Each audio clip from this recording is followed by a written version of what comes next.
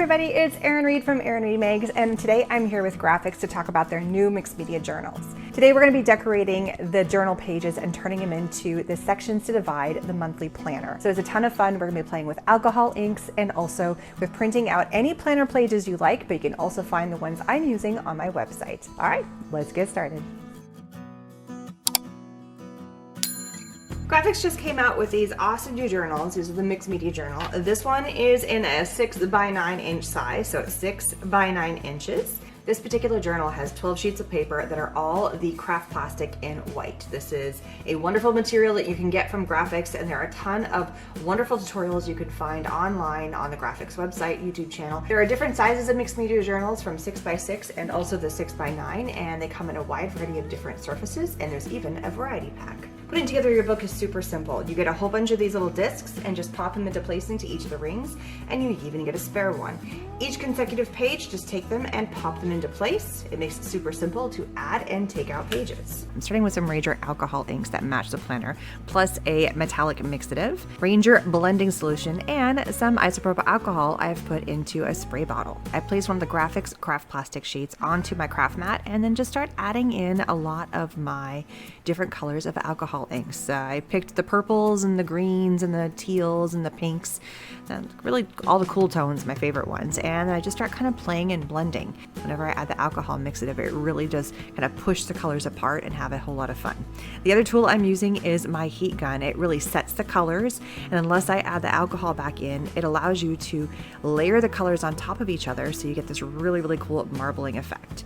So for this particular page, I am going to cover it completely. I'm going from top to bottom, side to side, making sure I have tons and tons of layers of color, wiggling it around, using just a baby wipe to kind of push the colors around, using the heat gun. I keep playing until I like it, adding colors, layering colors, adding some more alcohol, spraying it with alcohol, using the blending solution, and then heat setting it.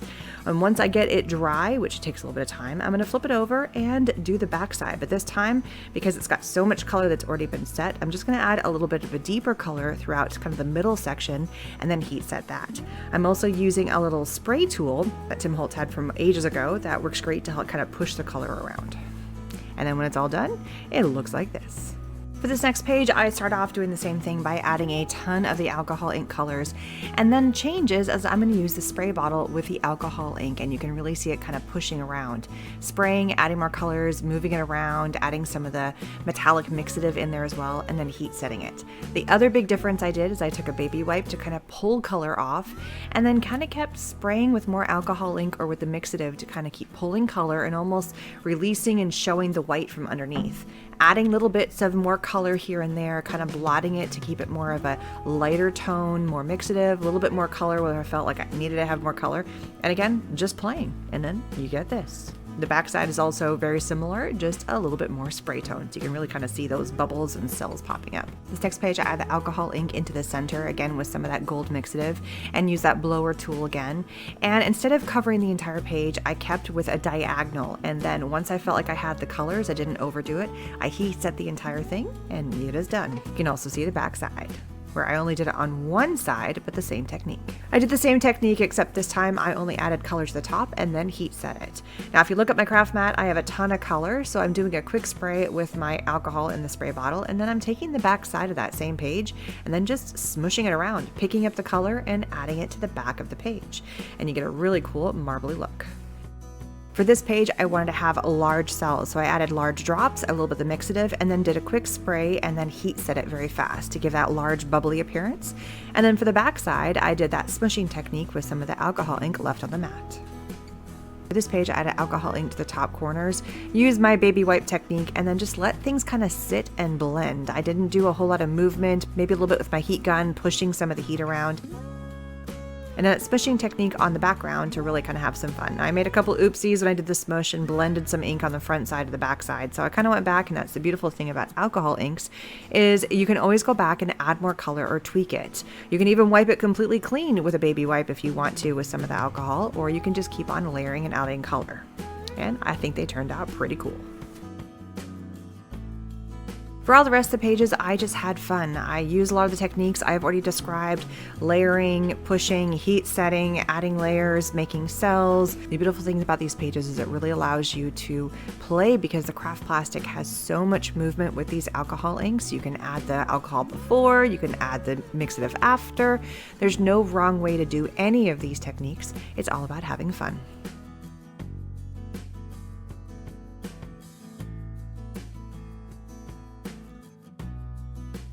So once all my pages are fully dry, and I did give these overnight and I made sure they dried from one side to the other, I sort them into the order I think they're going to be in, and then I add the discs to them. It's super easy to add all the pages in with the disc system. They just pop right into place and make life simple.